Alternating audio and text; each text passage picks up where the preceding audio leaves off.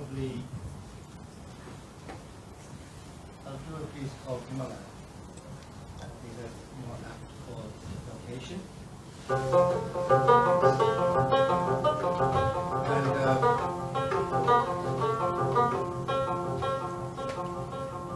two mountains, though they can't meet, but they see each other all the time.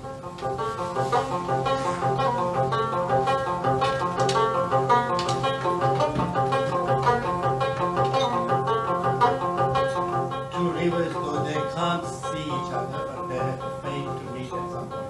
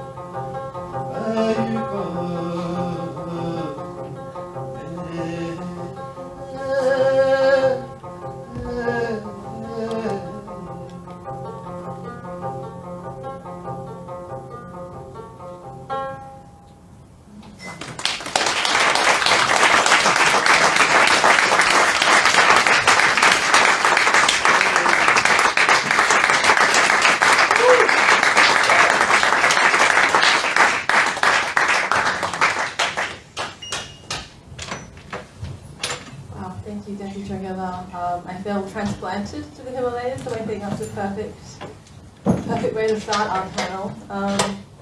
So I just wanted to give you a bit of a background about what this panel hopes to achieve. We want to discuss the role of Tibet in the global climate system and explain why Tibet should be part of the climate conversation. We're very lucky because I think today we've got a very special panel that is interdisciplinary, which is quite rare on this topic. And they will each provide their insights and approaches to Tibet's climate from their perspectives as a glaciologist, anthropologist, policy fellow, and civil society researcher and campaigner. We hope to discuss the lessons that Tibet offers for global climate policy and come away with some recommendations. So each panelist will speak for 10 minutes before we open for an interactive discussion or an encore. Interactive discussion and a Q&A session. So I encourage everyone to collect their questions and save them for the end. Hopefully we'll have a very stimulating and lively discussion. So let's get straight into it. I wanted to first set the scene, and I would like to introduce Dr. Yangzala to do that. Dr. Yangzala is a research and campaign assistant at International Tibet Network. She was born in Tibet, and she holds a PhD in international relations, and her thesis focused on China's environmental security policies in Tibet. So, Dr. Yangzala, for those who don't know much about Tibet, can you please introduce us and let us know what's important to know before we dive into the climate issue?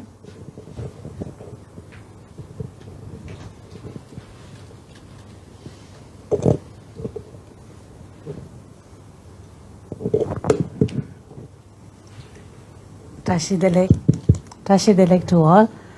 Thank you, Palma, for the kind introduction, and we really had good food and music, and I wish it can go on. So I will be giving a little background of Tibet and Tibet's geography, and when we look at Tibet, in 1949, the Chinese Communist Party illegally occupied Tibet, and thus Tibet has a different connotation for Tibetans and the Chinese. For the Tibetan, the term Tibet refers to the entire historical Tibetan areas, which is called Uyghur, Kham, and Amdo. And whereas when we look over here, so Tibet is also known as the roof of the world, where it lies above 4,500 meters above the sea level. And it is also it lies on the north of India, and then Nepal, Bhutan, and the west of China as well.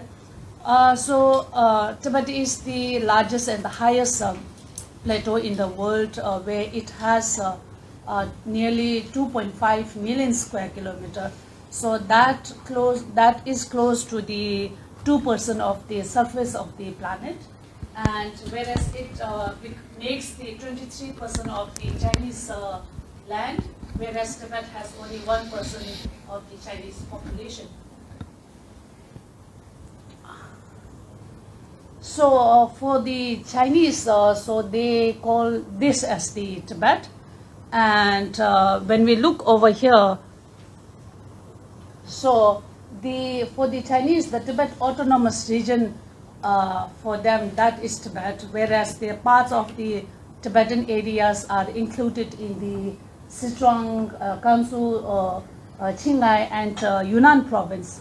So the Tibet Autonomous Region was created in 1965, and whereas in Natal, Tibet Autonomous Region, it is home to the only 3 million Tibetans of the land area of 1.22 million square kilometer, whereas the whole of Tibet, the real Tibet, is 2.5 million square kilometer. And when we look at Tibet, why Tibet is important and why Tibet is important for Asia, so we refer Tibet as the water tower of Asia, and it is also known as the third pole. Whereas the Tibet holds the largest fresh water after the North Pole and the South Pole, and so Tibet is also has the sources of major Asian rivers, as we can see over there. Yangnong Tsangbo is the Tibetan name, whereas internationally it is called as Brahmaputra. Then we have Yangtze River, Salween, and then Brahmaputra, and then Satluj, Indus. So all of these areas originates from Tibet. So approximately we can say that more than 1.4 billion Asian populations are dependent on the water that flows from Tibet. So So this becomes the lifeblood of the world's most populous nations, countries like India, China, Nepal, Bangladesh, and then Laos, Cambodia, Myanmar, and Thailand. Over here, 70% of Tibet's land mass is open rangeland, and it also sustains the Tibetans and the pastoral nomads. Tibetan land is more suitable for the nomadic lifestyle, and thus we have more of Tibetan nomads, but half of the Tibetans are also farmers and agro-pastoral as well. And but currently, at least 90% of Tibet's grasslands are facing degrading, and it is also, in a way, threatening the livelihood of the Tibetans, and also has huge consequences on the environment and when we talk about climate change. So this is the photo that I took when I went in 2016 to visit my family. So this is the modern nomadic, whereas the black tents are the traditional tents, and nowadays the Chinese are introducing, saying that the black tents looks very barbaric and very uncivilized, and so they are introducing the white tents that we see over here. So that's I think we will discuss more later over there. And then permafrost. Permafrost is also very important in terms of the climate change, whereas Tibet has a huge vast land of permafrost, and mostly high altitude permafrost or the seasonal permafrost that we see over here. And so importance of the permafrost is that it absorbs the carbon store, and so when we see a carbon permafrost degradation, then it leads to greenhouse gas, and then which further increases the greenhouse gas on the atmosphere as well. And so then, what is the political situation in Tibet? So I would say the first, the rapid infrastructure development, and the question is development for whom?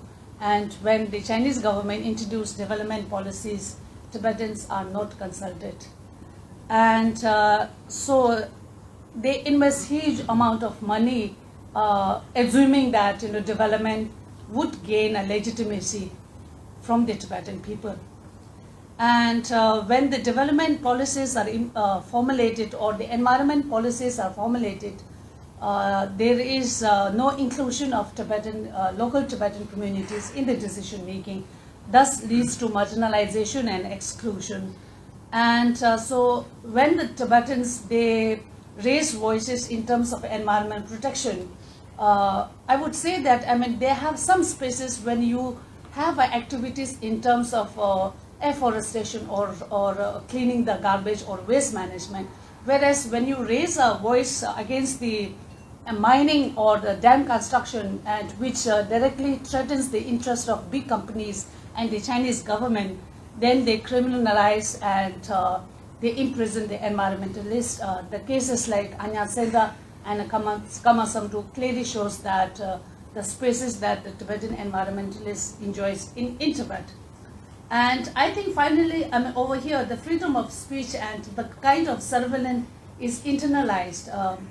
When I went to Tibet to visit my family more than after 25 years, when I reached my home, it took me almost 2 to 3 weeks to trust my family members. And that is kind of the environment over there, where, in every small village, they would set up a local informer, and the local informer gets small subsidies from the state. And since the people don't make any economic development, so they would prefer to get that local subsidies. And I feel that, they are also in a vulnerable situation. But the cases is that we don't know who is the local informer. And so everything is surveillance, and so the kind of fear that they have created among the Tibetans, and this also leads to how we keep our relation with the families inside Tibet. So I think many of you might be aware of that. And another important issue over here I would like to focus is on the mining and the dam construction. And because of the mining, the land grab is another big issue in Tibet, where they forcefully take lands from the nomads or the farmers. So they will say that if you are willing, you give us the land, we will give you a little subsidy, substitute for that. And if you are not willing, then we will forcefully take away the land. So land grab is another very important critical issue over that. And when people do a peaceful anti-mining protest, they get arrested. They don't have a space over there. We don't see any independent environmental NGOs in Tibet.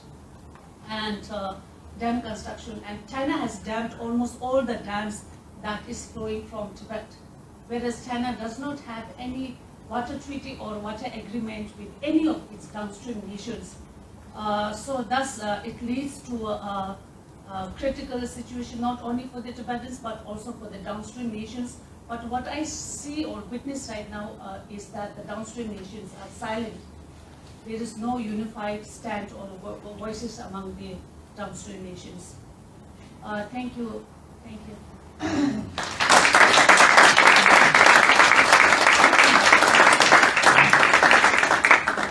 the introduction to Tibet, both geographically and politically, and also your personal experiences. I'd like to move on to Dr. Martin Mills. Martin Mills is a senior lecturer in anthropology at the University of Aberdeen. He's also director of the Scottish Centre for Himalayan Research.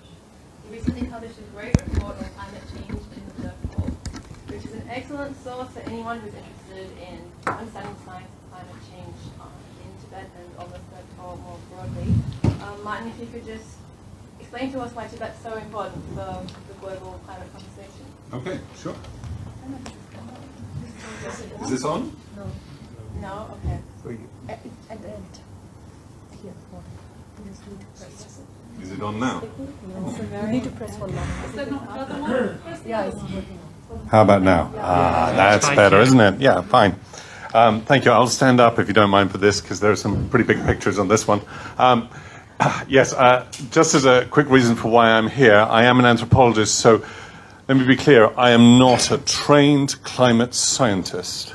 Okay, one of my jobs as an anthropologist is, however, to study the societies and cultures of the Himalayan region and the Tibetan region. As part of that job, I have, particularly for the last, 15 odd years, worked as a briefing officer for the Scottish Parliament for its cross-party group on Tibet. And as we looked at many of the briefing issues that were related to that, increasingly they began over the course of decades to center on environmental issues, whether it came to the questions of protest, questions of mass relocations, a whole range of issues. Each time the environment kept turning up. So we decided to bite the bullet in a variety of different ways and carry out a 2-year climate inquiry as to what was going on the Tibetan Plateau, largely from a scientific perspective. And so I took the job of sort of becoming a climate scientist. I'm not very good, but at the moment what I'll do for you now is sort of what Eddington did for Einstein, which is to start it quite simple, as it were, and explain to you what we tried to explain, and I hope we succeeded, in this climate report. It's 35 pages long. It's for the Scottish Parliament. It's publicly available. There are no equations in it. All right, that's really important. It's simply a description. Why is the Tibetan Plateau so important? Not just for Tibetans themselves, because it really, really is important, but for the human race as a whole. Okay, here's Tibet. This is a satellite photograph of Tibet. The Tibetan Plateau is this area here. The mountains surrounding it, all the way up to there, are what are referred to as, that whole region is referred to as the Third Pole. It's called the Third Pole, as Longsan has already said, because it contains the largest supply of fresh water in frozen form outside the Arctic and the Antarctic. However, and this is the important bit, it's the only such supply that has half the world's population sitting on its doorstep and dependent on it. Okay? Don't get me wrong, penguins need water too. But the human race does not use the Arctic fresh water supplies. Now, I'm going to explain this in simple terms, but all of you will know this from your secondary school, so my apologies if it sounds a little patronizing, but we'll go back to secondary school geography classes as far as this is concerned. The Tibetan Plateau is a huge area. So we're talking about, if we talk about the third pole, that's 2 million square miles. The Tibetan Plateau, about 1 million square miles. Just to give you a comparison, that makes the third pole the size of Europe. Okay? It's a huge 4,000 meter, 4 to 8,000 meter high massif that was created 52 million years ago when India crashed into Eurasia. And these are effectively speaking the ripples that came from that. Like if you push a carpet up against a wall, it'll rock. Okay? So you get high points, then you get low points. And that altitude has gives it its cold, its distance from the sea makes it colder still. And what that does is it, effectively speaking, draws the weather towards it from Asia, okay? Creating this thing, which we call the cryosphere. It means a domain of ice. It is actually almost a precise translation of the Sanskrit term Himalaya, which means a domain of snow or ice. Or in Tibetan, Kawache, which means the same. The cryosphere consists primarily of glaciers. Martin, sorry, can I stop Martin? Sure. How's it working now? Yes? All right, good. Of glaciers, snow on the mountainsides, and this is an important bit because most of us don't see it, permafrost under the ground. Often in the form of really huge ice sheets, really underground icebergs. We don't know actually how deep they are, and that's an issue. In Siberia, they go as deep as 1.5 kilometers. In Alaska, 0.7 of a kilometer. Very, very, very deep.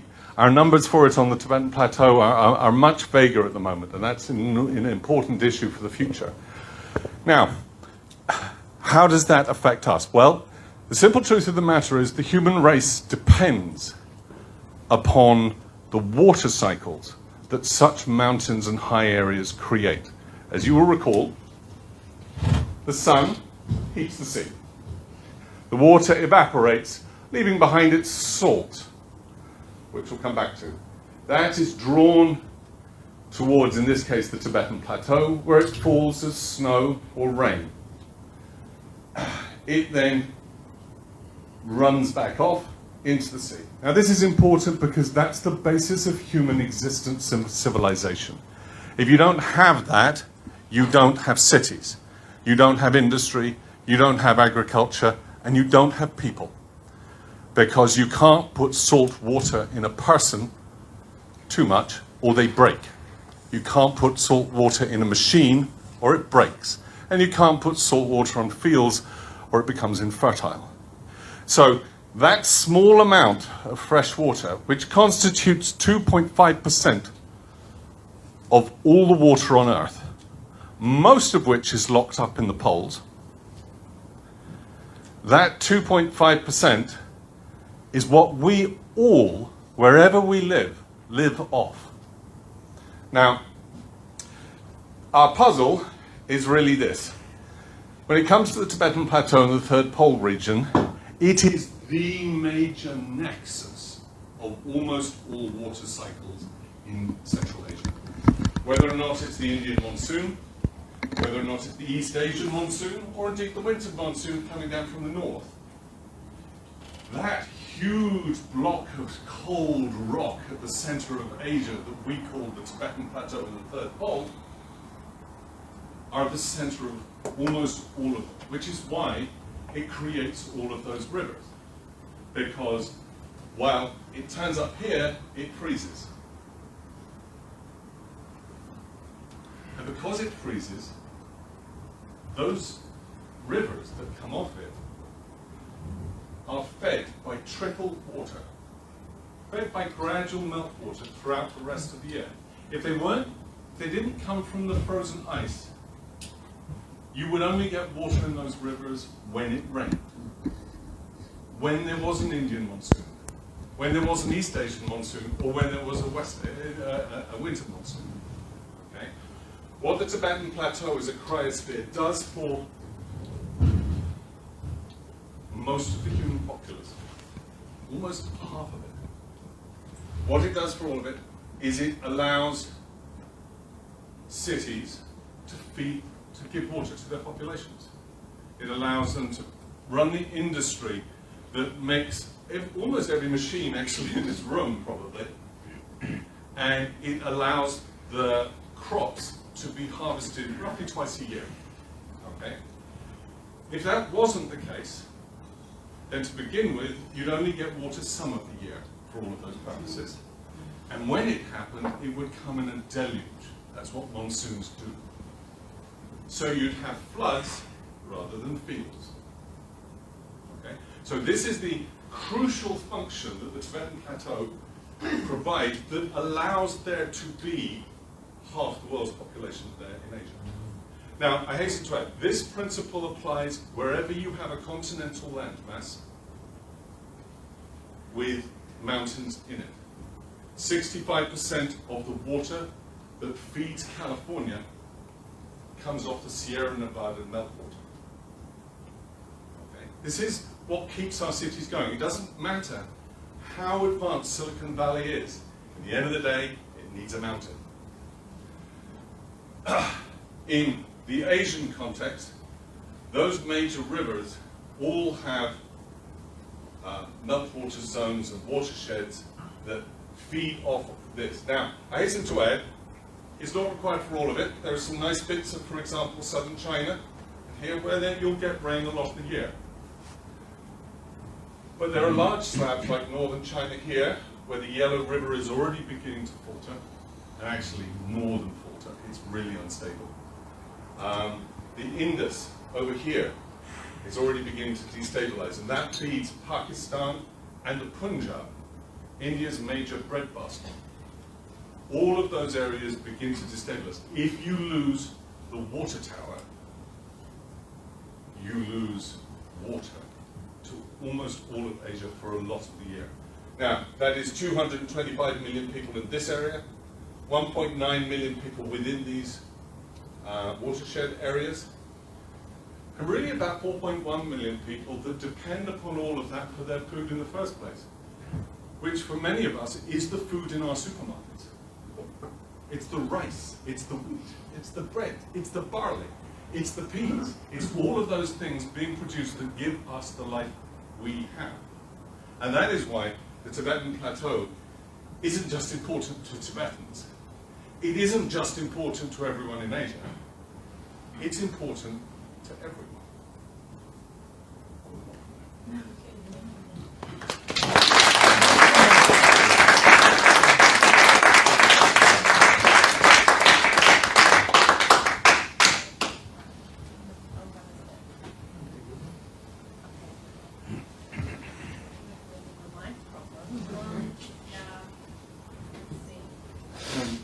Testing a little better. Okay, we're back. So thank you, Dr. Martin Mills, for really explaining the importance of the Tibetan Plateau for the region and for the globe, especially in the cryosphere. And I think Dr. Tobias Balk is, as a glaciologist and a remote sensing expert at St Andrews University, can really shed some more light on what's happening to the cryosphere, the frozen the ice in the region. Dr. Tobias Balk has conducted joint research projects in Tibet with the Institute of Tibetan Plateau Research in Beijing. Sorry, the mic's gone again. But we're very lucky to have him here today to present some of his research and also his work in Tibet and on the Tibetan Plateau. So I'll pass it over to you. We have an issue with the mic, so. Do we need a mic? Do we see no? Aye, for the streams. For the stream, probably. Those that on the table's fine. Yeah. Oh, I would love to stand. Yeah, I Yeah, don't but know if that's otherwise gonna I work. can knee down. I don't know. If you online. All right. So please get this sorted with the mic. I'm happy Yeah. to talk with Mike. Otherwise, I think you can help me quite well. And So let's try this one I again. speak up. So I was asked to provide some information about these three questions. Can you please provide a brief overview of the climate in Tibet?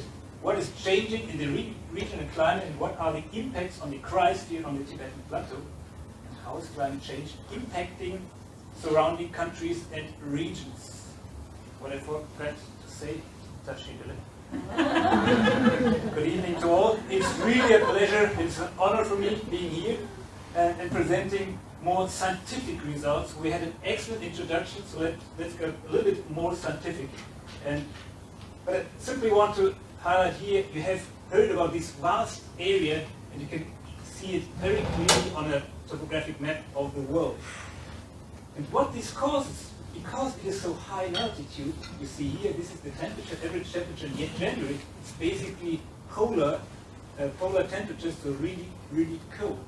And the same applies to the temperatures in the summer. It is still quite cold, around 0 to 10 degrees. I've been there, so during the nights it's always freezing, at least at 5,000 meters when you sleep there.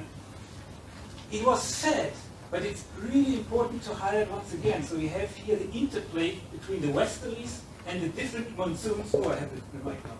So, hello, is it working? Great, okay. So right, we have the interplay between the westerlies and the monsoon and also the winter monsoons. And what I want to highlight here, during winter times, we have here in the western part of the high mountain Asia, or the Tibetan Plateau and the surroundings, precipitation. But the monsoon precipitation here during summer is way higher. So these are, you see here the colors, and they bring precipitation during summertime.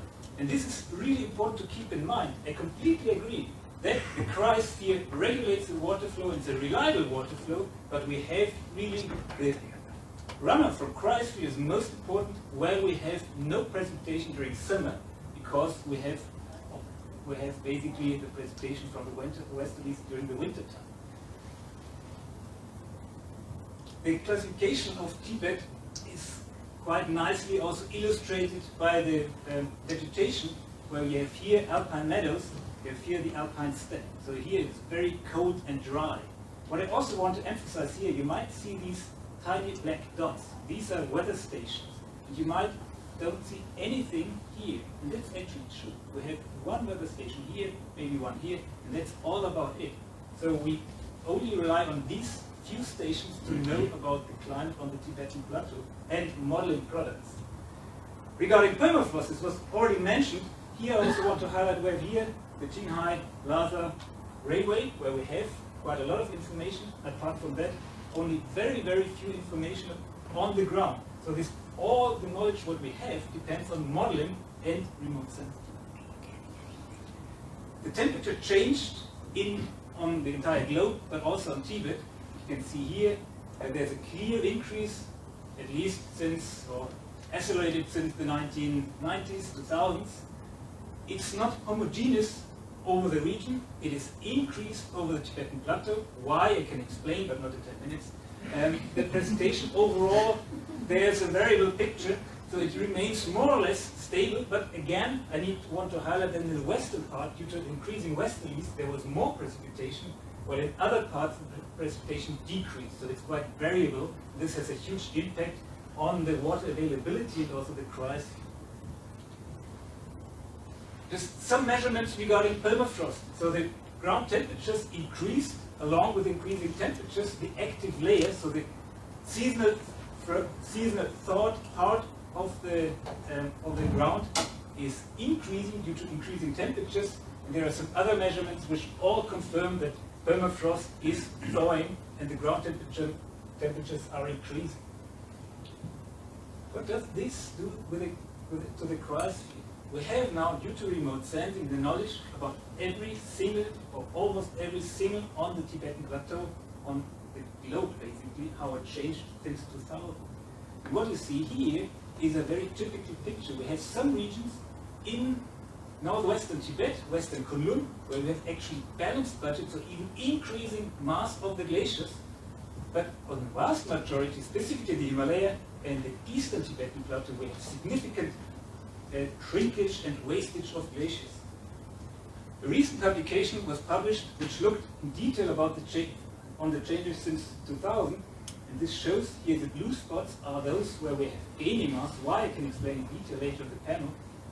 And these blue spots disappeared, which means it seems like this anomaly, the so-called Karakoram anomaly, is over. And in a publication of a postdoc of mine, Atanurachachaya from India, we looked in detail at a long-term time series since the 1960s with different satellite imagery and compared this to climate data and could confirm that in this region where we had balanced budgets, we have now also losing glaciers which are losing mass. And this is basically because the temperature increase is so strong that it's more important that the precipitation increase in the western parts due to the increasing western. What does this have for an impact on the surroundings and on the Tibetan Plateau? There are several impacts, nicely illustrated in the IPCC report on the mountains and oceans. You see here, we have, due to the increasing temperatures, the glaciers are shrinking. The permafrost is thawing. Thawing permafrost destabilizes the mountain slopes. We have an increasing hazard, increasing likelihood of rocket ice avalanches. We have shrinking glaciers. In front of the glaciers, proglacial lakes develop. These proglacial lakes, in case they are large enough, they are prone to break, and then we have huge flood waves, and these have a huge impact on the downstream areas, and they can reach several hundreds of kilometers downstream. We have increased avalanches, so there's a huge impact which is caused by temperature increase on the Tibetan Plateau, and this actually is true for many mountain ranges on Earth. Let me just give you two brief examples. In a study conducted together with colleagues from the Institute of Tibetan Plateau Research, we looked at the hazard level, so the likelihood that a glacial lake which developed in front of a glacier breaches, and you see it's basically distributed all over Tibet, so all these red dots, but concentrated in the Himalayas. When we now look at the danger, which means the impact of the people and the infrastructure, it is really concentrated in 3 districts, which is Ninginchi, I don't remember, Poichu Basin, and the other one I don't know. And there, what is quite important to note, these are all transboundary, so originating from Tibet, flowing into Nepal, which means we have a clear impact of what is happening in the high mountains to the downstream regions, the downstream countries. In this case, it's Nepal. In another international team where I had participated, we ranked the water towers for its importance. So we modeled the water supply in form of snow, precipitation, glaciers, and also surface water, but also modeled the water demand for irrigation, domestic water use, industry water use. And we found that, not surprisingly, but here really in numbers, that specifically in the western parts of the Tibetan Plateau, the rivers draining from the western part of the Tibetan Plateau are the most important water towers on Earth. And they're also the most vulnerable, which we also looked into it, but I don't have time to explain this in detail. I said in the beginning, it's quite important to take into account where and when and to which season the precipitation occurs. And this study, conducted by a colleague, Hamish Pritchard, from Bath in the UK at least, England. So you see here that in a normal year, there is some, so these blue parts are the importance of glacier melt, and you see, well, it is a little bit, it is important, but specifically in the western parts, at least 1/4 of the runoff is from glaciers. But I like to highlight that glaciers are providing reliable water throughout the year, and specifically when you have no precipitation, the monsoon kicks in late, the monsoon is weak, the glaciers are providing reliable fresh water.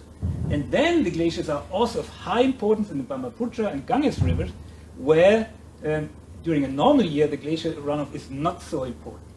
And I also want to highlight, we have here 2 colors. The one is the imbalance melt and the other one is the balance melt. The balance melt is the melt which occurs every year simply because it's warm. The imbalance melt is the additional contribution due to the melting glaciers. So which means when the glaciers are shrinking and disappearing, which all models agree, we don't know and we have some uncertainty to what degree they will still exist in the on the Tibetan Plateau and the surrounding mountains, but it's virtually certain that at least 50% of all ice will be gone, and in several regions, Nyancha Tangla, and where specifically where the glaciers are small and low elevation, I'm almost done, it's my last slide, there almost deglaciation is possible. And what is now really important to consider, with increasing glacier melt, with increasing temperatures, and we have still glaciers, there is still first an increase in runoff due to the increased melt, but then there's a tipping point, the glaciers are shrinking further, and then there's significant decrease of glacier melt. And when this tipping point occurs, it's of high importance, and it's for all rivers in the Tibetan Plateau around 2030, 2050, but in some regions, the tipping point is already over. So in the European Alps, it's over. In several rivers in Tibet or in the surrounding regions, it's also over. And with this, I'd like to thank you for your interest, and I'm open for questions and discussion. Thank you.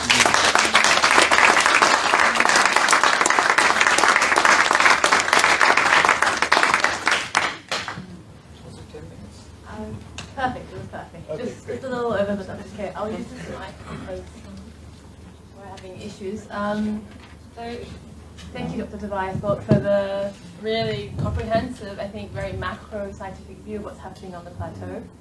And there's a lot of data there, and I hope you will save your questions from that material. I'd like to move on now to Dechen Pamela. She's a research fellow at the Environment and Development Desk of Tibetan Policy Institute. She studies Tibet's transboundary rivers, focusing mainly on the Mekong and the Permafrost rivers. And I think what Dechen can offer us today really is an insight into what's happening on the ground. We've had a lot of information about what's at the macro level, and I think now it'd be really useful to learn about Chinese policies on the ground and how Tibetans are responding. Over to you, Dechen. Thank you. Dr. Sorry, I think you might need to use the table mic.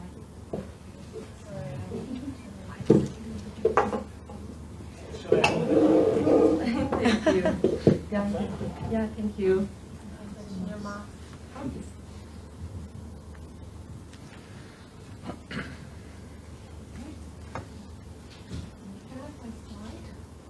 Oh, sorry.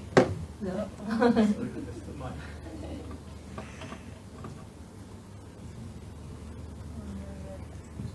Okay. Thank you, everyone, for coming and listening to us today. And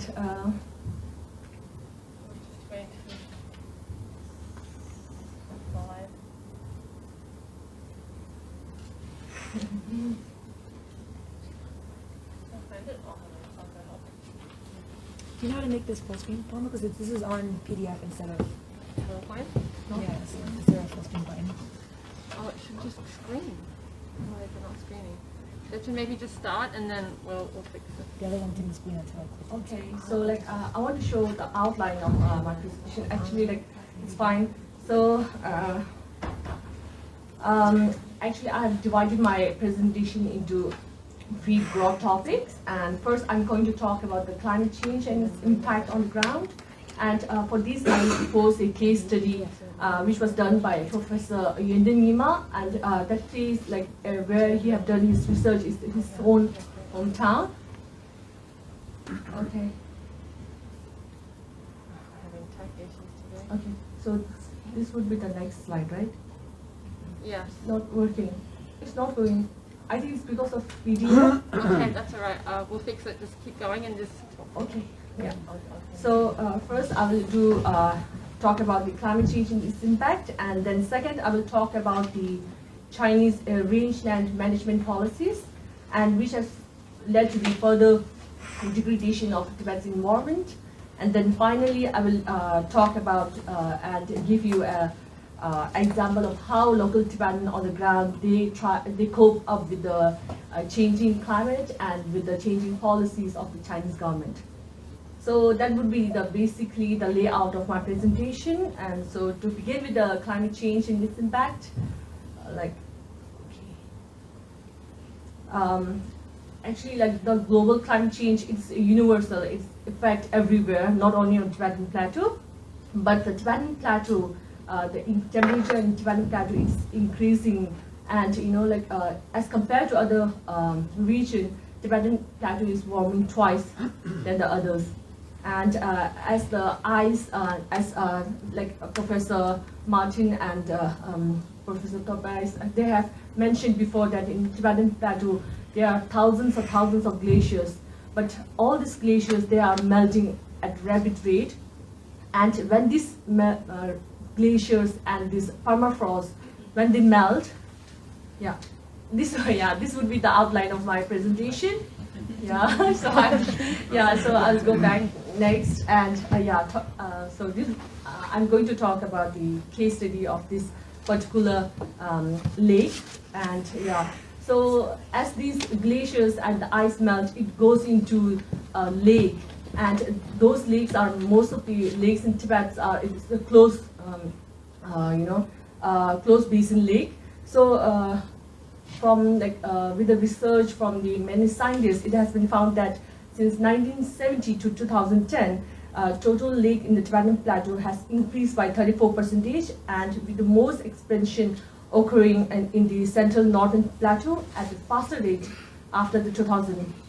So although many scientists have done research on the climate change and its impact, however, little attention has been paid on the Tibetan peoples and the local pastoralists whose livelihood and the communities, those are affected by this inundation of vast area of grasslands. So here I have this this case study done by Professor Iain and his colleague, this Siling Tso, and its effect on the rangeland ecosystem and pastoral livelihood. So this lake it's a salt lake and located in the Nakchu in the Tibetan Autonomous Region. And Professor Iain, he have done interview in this Changshung village, as shown in this orange, orange dot. So for over a year, from 2015 to 2016, so this village is located for over 9 kilometers away from this main Siling Lake. And those local pastoralists, they have noticed that the lake has started expanding since 1970s.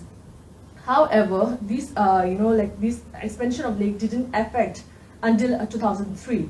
And when these lakes, it started overflow and started overflowing in this region.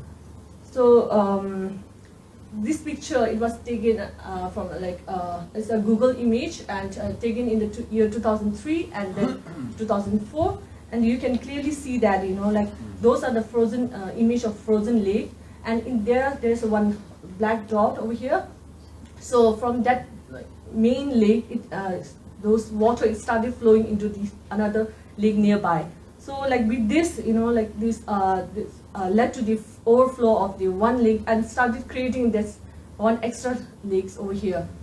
So all this have led to the loss of 50 to 56 households in the village nearby, and they have not only lost these houses, they have also lost pastures and livestock shelters to the lake expansion. So in 2016, almost 14 out of 85 households in this region has to resettle because of this lake expansion. So what impact does it has on these local pastoralists? And in addition to loss of a household, there's an immediate loss of the grazing resources due to the inundation of pastures. And this lake expansion has also had more gradual and negative effect on the surrounding vegetation. So as one pastoralist explained that the soil in this region has been affected by the saline water, and most of the region were covered in the salt, so it prevents animals from eating the plants or drinking water, affected by this wind-blown salt from the lake, thus impacting the, expanding the radius of its impact. So Professor Iain, he have interviewed this region for over a year, and during interview, one of the interviewees, they told him that the most negative impact they had on this livelihood because of reduction in livestock population and the productivity due to the loss of grazing land. They have also reported that there's a reduction in the livestock population, which obviously will reduce all the product such as meat, milk, and wool. So this has overall impact on this region, the people who are living in this nearby surrounding areas. So meanwhile, the population, human population has also grown, as not only in Tibetan Plateau, like all over the world. This area has increased in the population, and as compared to 2003, there were 308 people, and now in 2008, there were around 408 people. There's a 32% increase in the population as well. So now I will talk about the rangeland household contract policy. And this policy, as Professor and Lobsang has mentioned before, that 70% of Tibetan area is accounting of rangeland, and it is a home to around 2 million Tibetan pastoralists and plus some 3 million ectopastoralists, and support livestock population of around 10 million yaks and 30 million sheep and goats. So, however, Chinese governments, they have implemented different policies in the early 2000s in the central Tibet, and it has disrupted the informal and institution of reciprocal pasture access between the villages. So these policies is based on the belief that the Chinese government, they believe that this shared use of community rangeland has led to the overgrazing and led to the large-scale exploitation of rangeland degradation. Although the definition of degradation is somewhat vague, but it is generally linked to the soil and vegetation productivity losses and attributed primarily to overgrazing. So this rangeland household contract policy is expected to control this overgrazing and help rangeland restoration by giving exclusive use to rights of the pastoralists. And each household has some allotted parcel of grazing land, though they can through which they can rotate seasonally. Anyhow, this policy decision and management policies is being made based on this uncritical assumption and without local participation or local consultation. So there are many evidence that the people have been herding livestock, Tibet has been nomad for over 80,000 years. So there were also new initiative that they had to start limiting the livestock numbers and putting up fences in the name of, as we can see that there's a fences, in the name of managing the ecosystems better and to prevent the environmental degradation. So this implementation of grazing ban and privatization has constrained the main livelihood of the pastoralists, and so the government provided subsidies to compensate those losses and encourage them, those pastoralists to implement intensive animal husbandry based on raising animals in pens and feeding them with the purchased fodder to seek alternative livelihood. So these policies has a huge impact on the local to the local pastoralists, and also there are many international and Chinese academic studies in the recent decades. They challenge that these policies has fragment rangeland ecosystems and weakens social reciprocity and community organization that traditionally enable herders to adapt to ecological dynamics, and which consequently this policy has also led to the rangeland degradation, reduction of animal husbandry, and degrees of livelihood. So talking about the coping, local people coping strategy, we obviously know that climate change is occurring alongside this policy, and Tibetan Plateau is already warming. So settling in this particular area to cope with this uneven distribution of impact of lake, the pastoralists decided to share this remaining grazing land with a user fee system. So this decision came about when after the first household affected by the lake level, they reported to the village leaders, and in response the village leaders, they organized a meeting with the whole village, and they have decided that they would share the remaining pastures collectively and overwriting the de jure privatized use right. So they have developed the user fee system through which the household that has used the grazing land, then that was allotted to them by the government, and they have to pay a nominal fee of 3.6 yuan, which would be around like $0.55 US per sheep equivalent unit per year. To those that have not really fully used their allocation, so they have agreed that they needed to relocate.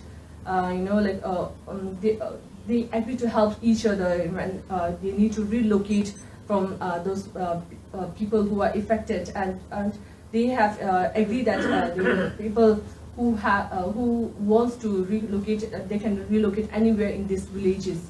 So the people, they have started helping each other in transportation of with the building material or laborers. So one former village he had recalled this decision and quote, as many of us lost large areas of our pasture to lake, under the household-based grassland use system, many households did not have enough land to graze their livestock. So we decided to share the remaining land under the principle of sharing each other's happiness and sorrow. In Tibetan we say, ki na nyam ki, du na nyam du.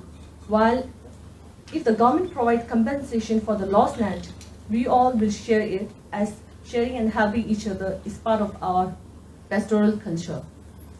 So this pastoral collective effort to maintain the flexible grazing access, thereby redistributing the negative impact of lake expansion, and emerge from this primary local means of coping with the lake level rise.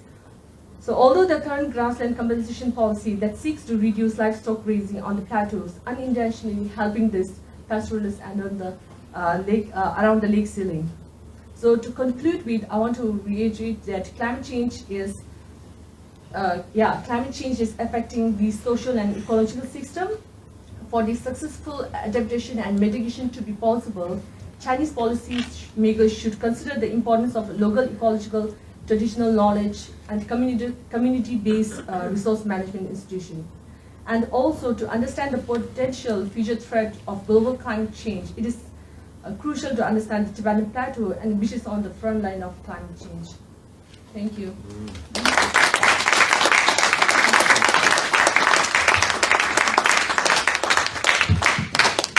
Thank you, everyone, for the policy insights on the ground. I think that's really a really valuable perspective that we don't always hear. I want to move back to, since we have understood a lot of the science, a lot of what's happening on the ground in terms of policies, I think we should shift back to the COP26 that's being held here in Glasgow, Scotland.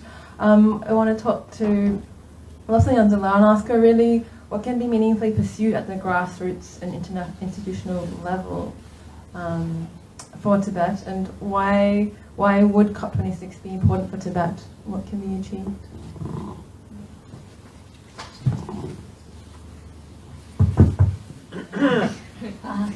I'll be very short. So when we look what can be pursued at the grassroots or the institutional level, and I feel that it's very important to look what is actually how are the Tibetans responding to the environment problems, and over there I think I see some opportunities over there.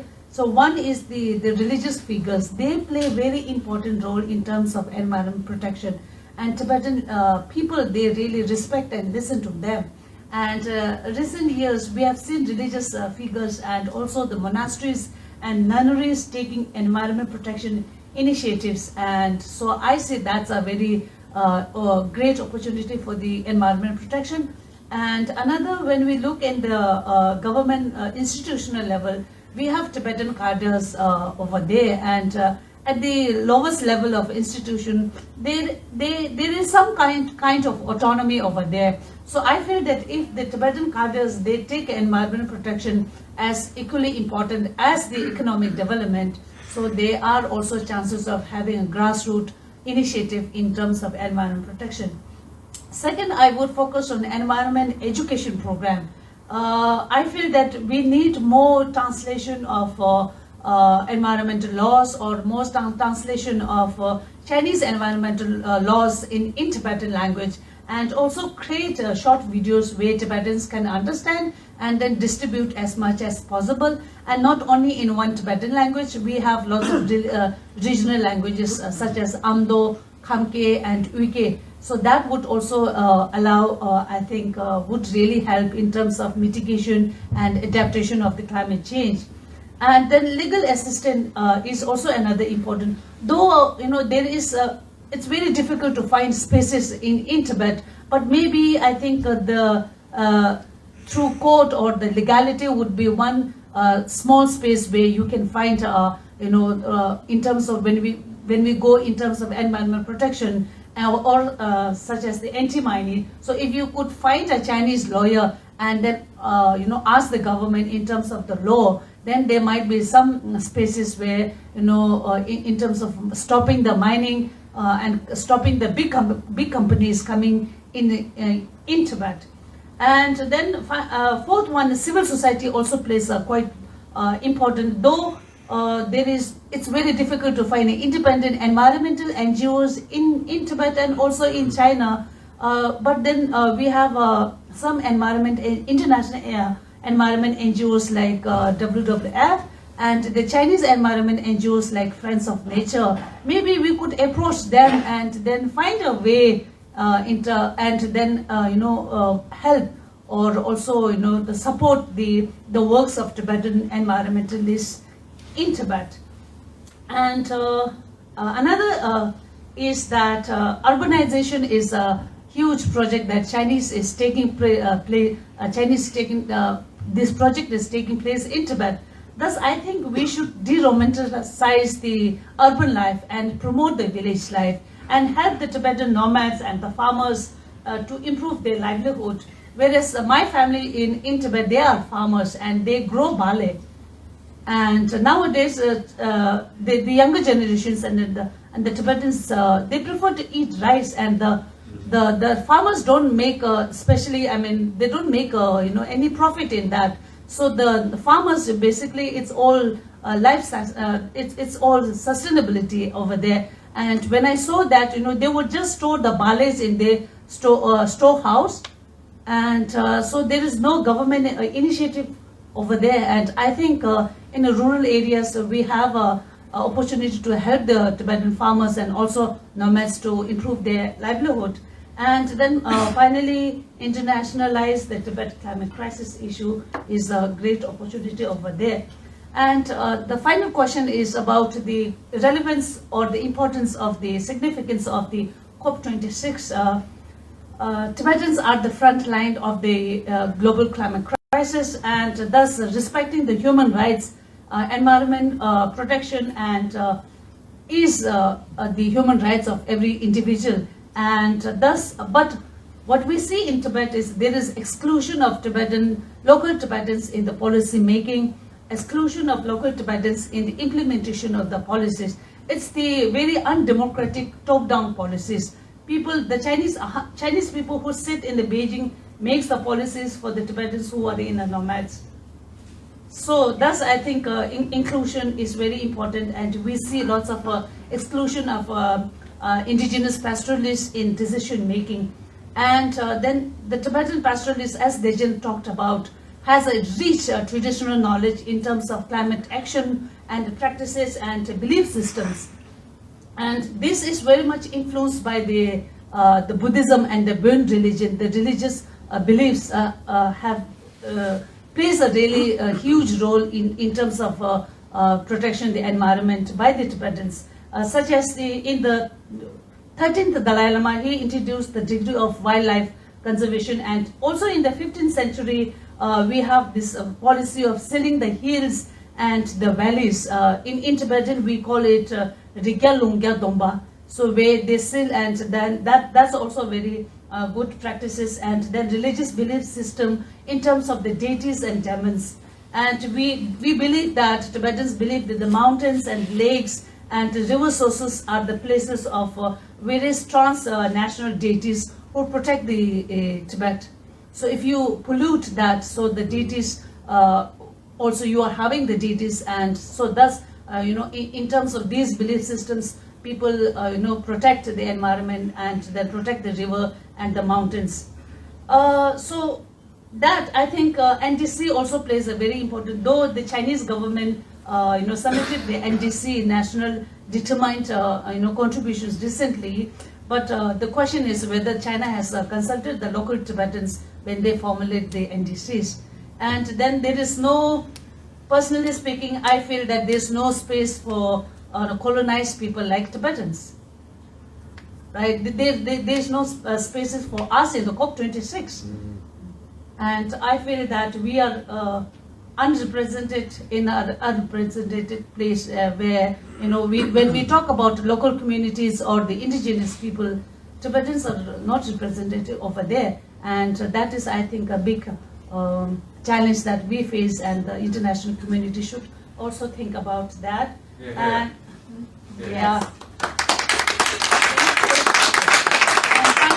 finally, I think even if I see that Tibet is very much relevant with the downstream nations, when we go and talk to them, what they say is that, oh yeah, we understand the situation inside Tibet, it's very complex.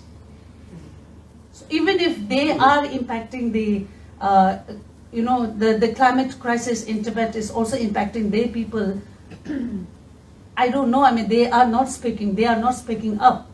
So these are the challenges that we face, and so I think we can do something about that. Thank you.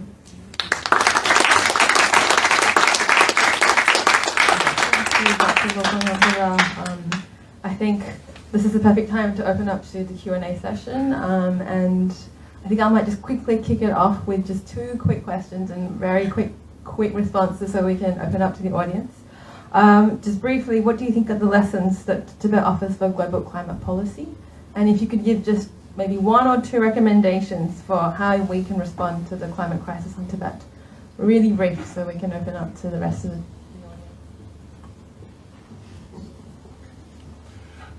Okay, I could come up with 7, but I'm going to come up with 2. Yes. The first is about information flow and what we know and what we don't know. It is really vital at this point in time, that particularly with reference to something like Tibet and the third pole, which is the center of so many cross-cutting interests across Asia, that there is a free flow of scientific information and data. Okay, there are reasons for this, and these are twofold, very quickly. The first is that the water that comes out of the Tibetan Plateau and the third pole influences the well-being of countries all around. The second is the activities of the countries all around also influence the Tibetan Plateau. It's important to understand here that there are many drivers to what we're seeing. At the local level, for example, yes, we can talk about local land policy that is carried out within the Tibetan Autonomous Region, Qinghai and areas on those lines, urbanization, transport infrastructures, growth of economic zones, all of that is causing heat, okay, and is affecting the ground. But if we go to a regional level, for example, we can look at black carbon deposition. When black carbon from fire that's burning, for example, lands on a glacier, it's like putting on a dark coat on a hot day. You get warmer. Okay, it's very simple and very straightforward. Now, we know, for example, that most of the glacial loss that is specific to black carbon deposition in the Himalayas comes from the Indo-Gangetic Plain. That means comes from India and Nepal. Most of that that lands in northeastern Tibet comes in particular from the coal-fired power stations that you find in places like Inner Mongolia and the Upper People's Republic of China. So those are international questions. But the really big driver for most climate change on the Tibetan Plateau is CO2. And CO2 doesn't care about borders, it doesn't care about regions, it doesn't care about continents, and it hangs around forever. It comes from everywhere, which means it even comes from here. So these are really international issues as far as that was concerned. The second point is this, and free flow of information is vital because information is being withheld in several different directions. We need more scientific teams on the plateau, all right? Dr. Tobias has already shown us how unequal, for example, weather station structuring is across the plateau. Now, that's because what happens on the plateau can influence a whole range of areas. There's a lot of hypothetical, theoretical speculation, for example, that the melting of snow and snow cover on the Tibetan Plateau influences things like, for example, heat waves in Europe. But we don't know for sure. That's stuff we need to know. Okay, second point, very quickly, yes. Second point is this. For most people, adapting and understanding what is going on in the natural world around us has to exist as a function of climate change. All right? Let me give you a very straightforward example of this, which no one's actually mentioned so far, which amazes me. From about 2000 onwards, human organization policy in Tibet underwent a very intensive period of relocation, of mass relocations. Something like 2.4 million people were relocated over the next 15 years. A very large slab of those in particular came from what's called the Three Rivers Headland area between Amdo and Kham on the Tibetan Plateau. That was largely because those areas around those river headlands were desertifying, and the Chinese government quite rationally were a bit terrified of this. Now, if they'd opened up, as they did, any development book, it would have told them that local land use is the cause. Okay? Any development book from around the world would have told them that one. That's the first thing, get people off the land, then the land will recoup. The problem with it is all the evidence subsequent to that has suggested that a lot of that is to do with underground permafrost loss. If you get rid of that little underground iceberg, and ice is waterproof, then water begins to drop away from the surface. Your water table falls and you desertify. Even areas where there are no people, that was happening. So one of our problems that we're facing in the future is that our relationship with soil and the land and the weather is changing dramatically, and most of the knowledge that we have really needs to be torn up and started again, and that is especially so for the Tibetan Plateau. So there's a real puzzle for us. I'll pass on.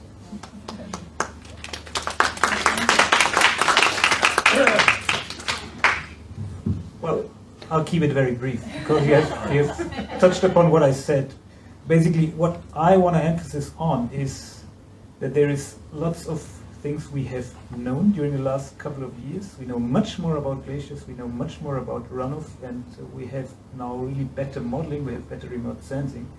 But there's even more we don't know. The more we discover we know, the more we understand that we need more information to really be able to understand the system as a whole. Which means we need, I would say, 3 points. The one is really more measurements on the ground. Here I want to emphasize that there is lots going on. There is lots going on from the Chinese government. I would love, and I also encourage them to include more local people in these investigations, which would basically save costs because they don't need to fly into Tibet. They can do it on the ground. They can do it all the time. But more measurements are definitely needed. We need international collaboration, more international collaboration, because that we bring in our knowledge, we share our knowledge with the local people, with the Chinese scientists, so that we mutually benefit from each other. And there also needs to be a kind of a trust, that we really trust each other. Sharing data means trusting that we do what we need to do with the data. And we as scientists, and well, at least me as a scientist, I really have a good relation to our Chinese partners. We trust each other and we share our data and we really improve the knowledge for the sake of the world and also the local people. That brings me to the last point you already mentioned, this really free data sharing. So all data we obtain, all data which will be supported by governments, international organizations, all data which are obtained by scientists must be free, openly shared. And with this, we can really benefit from what others are doing and can improve our knowledge about the Tibetan Plateau and the surrounding and basically the globe. Thank you.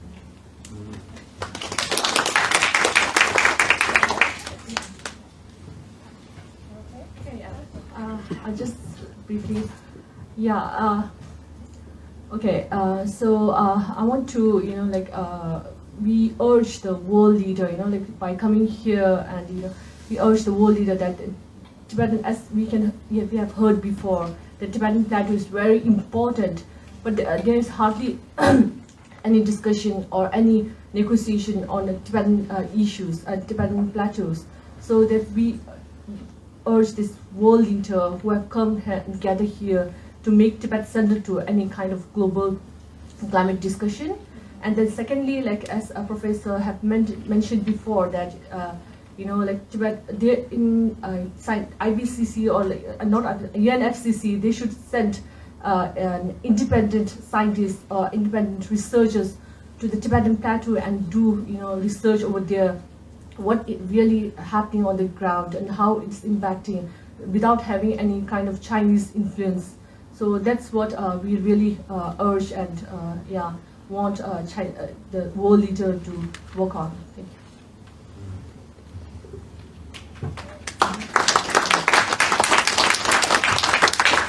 Thank you, everyone. Do we have any questions from the audience? No more questions. Oh no, we've got one over here.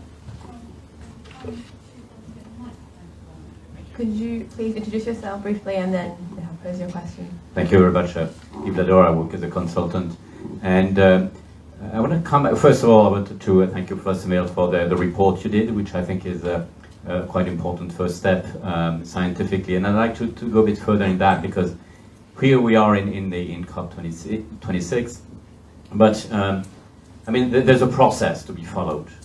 It's not just for the leaders to come in. Actually, they make great statements, but they very often don't exactly understand how the whole mechanism is really functioning. That's not what they came for.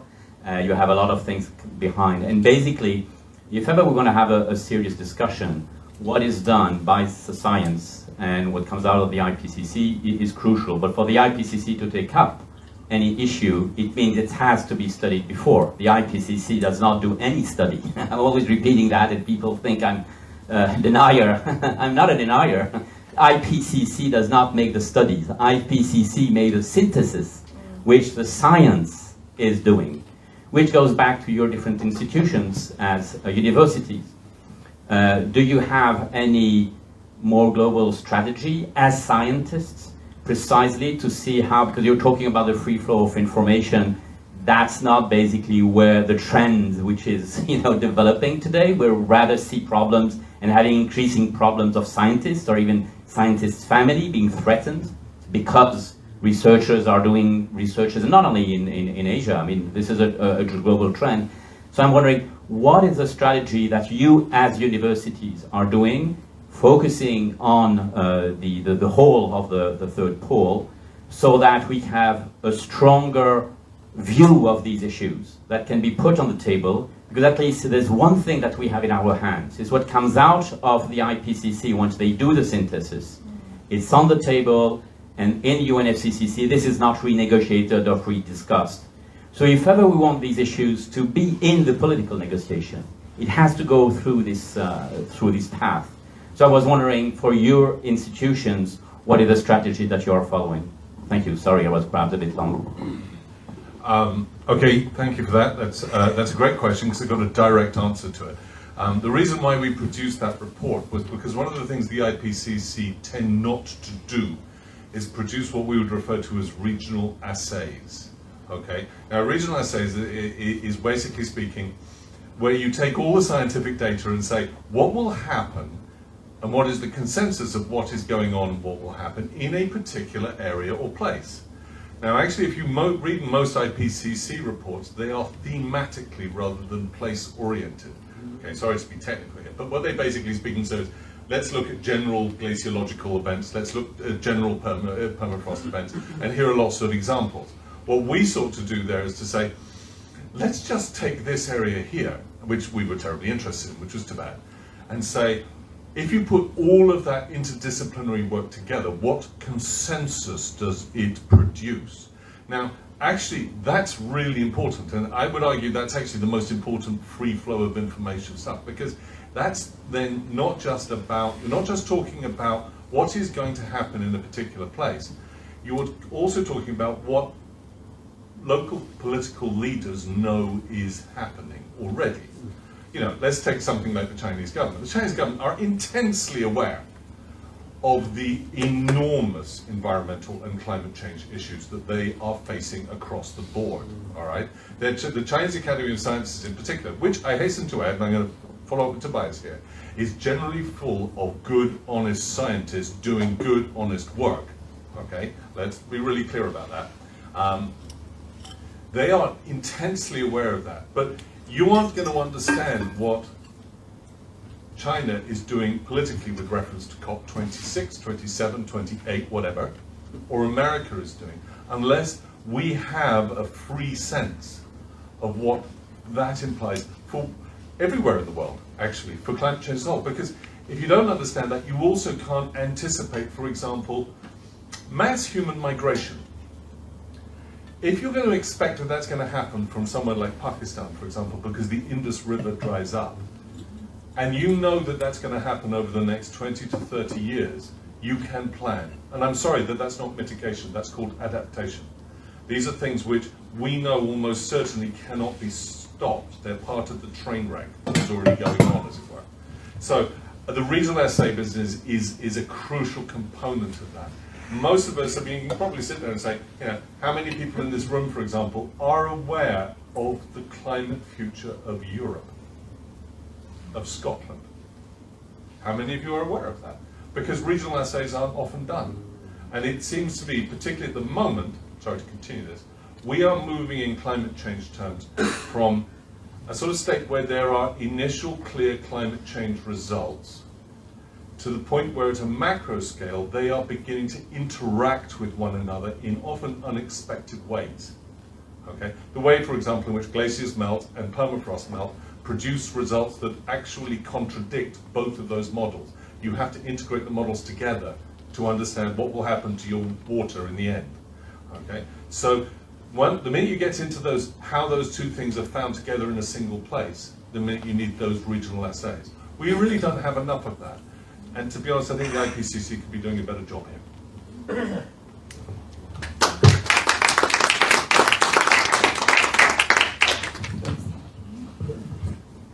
I will be brief. May I add two points? I led a chapter of the Hindu-Kush-Himalaya report, which is actually one of an IPCC-like regional report. And I know that ITP, the Institute of Tibetan Plateau Research, had something similar in mind for Tibet. So there are regional reports which should come out. The other issue with getting our results into the IPCC report is basically we are connected. I have many colleagues which are really IPCC authors. So we produced knowledge specifically for the report. We know, for example, we knew that there is no global glacier inventory available. We produced as a community an inventory for this report so that this can be used to improve our knowledge. And we know the knowledge gaps, and we fill the knowledge gaps. And we have now a working group about global glacier mass balance, and this is designed towards feeding to the next IPCC report, which means we are really talking amongst each other. We know who is in the report. For example, Regina Hock, she's part. She will be next week at the COP. We will provide information to her, and she provides the information to the policymakers and can also put this into the next IPCC report. So really important is that we know each other, that we know the knowledge gap, and that we talk, and with this bring it into the report and formulate it in a way that it's clearly understandable for the policymakers.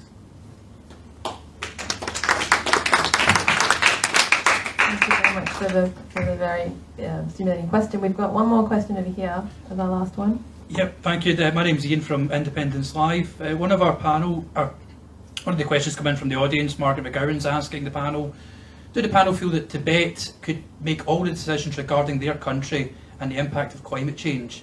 That Tibet and countries surrounding it would benefit more from their knowledge and experience, as well as directly reducing the impact of climate change, rather than being led by others? Could you repeat the question? Yes, in a nutshell, let me just sum what she's asking. Would Tibet benefit being an independent nation, free from the controls of the Chinese government? That question might be a good one to close with.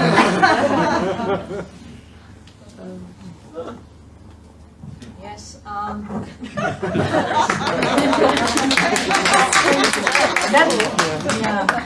Yeah, I mean, that's the dream, right, to become an independent nation. And definitely, I mean, Tibet will benefit in terms of climate change, because that supposedly at COP26 there would be Tibetan representatives talking about climate change in Tibet. And when policies are formulated over in Tibet, local communities, Tibetan communities will be consulted, and human rights will be respected and protected when it comes to the environment protection and conservation, and specifically, more important, the Tibetan traditional belief systems and practices would be included in environment policy making and environment and conservation practices as well. So I think the question is a really good sign, and we would one day see of that coming soon. That was a very good answer, Dr. Abdullah. Tobias, you want to have a quick word and then I'll close. Maybe can add some thoughts on that. I'm a fan of the European Union. I'm German, and I think it's good that Germany is part of the European Union and that we all work together, which means that I completely understand the willingness to be independent and the benefits of being independent. But even better is if we don't really have countries, if we don't really have borders, that we really all work together as human beings and not thinking about nations. Okay, thank you, Tobias. Of course, I think that's a very good message. I think it works when Tibetans and, say, Germany or the UK have autonomy to decide policies for themselves. Or Scotland. Yeah. And or Scotland, So I think, thank you. I'll just close. I think we're running out of time. I just wanted to thank everyone for attending today and all the panelists for speaking. I think we can really see here the benefits of having an interdisciplinary panel with individuals from physical sciences, social sciences, civil society, and government policy institutes. I urge everyone here to keep talking about Tibet's climate crisis, because that is the main challenge. Not enough people understand it, and more needs to be understood, really. So please continue to share this with your friends, your family, and everyone that you know. Just before I close, we have another event coming up this Sunday, 7th of November. It's on 6:30 p.m. at the same place. It will also be streamed, and it is about Tibet's climate crisis and Chinese colonialism. And it will explore much more about how the occupation of Tibet exacerbates the environmental crisis in Tibet, and how Tibetans are fighting back. So please come back here on Sunday, and I hope to see you all soon.